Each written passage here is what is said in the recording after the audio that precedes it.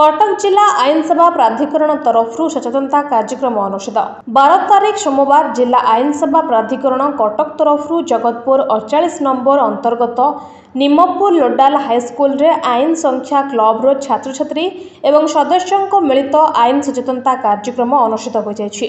एही अवसर में प्रधान शिक्षक अशोक कुमार महापात्र अध्यक्षता करथिले। एही आयोजित सचेतनता कार्यक्रम में सम्मानित अतिथि भाव जिला आईन सेवा प्राधिकरण सीनियर जज सचिव जगदीश चंद्र जेना जोगदे अधारू पाठ छाड़ुवा छात्र छात्री माननकु पुनः नामांकन आईन थिबा व्यवस्था आलोकपात करने सहित पीड़िता व्यक्ति नहीं थाना रे एफआईआर देबा सहयोग और केउं कोर्ट रे केउं केस बेल मिले बुझाइथिले।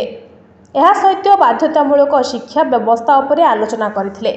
एही कार्यक्रम रे विद्यालयर शिक्षक शिक्षयित्री जोगदेबा सहित एही सचेतनता कार्यक्रम पीएलभी लोकनाथ शतपथी और अक्षय नायक परिचालना करथिले। Bureau report NTV.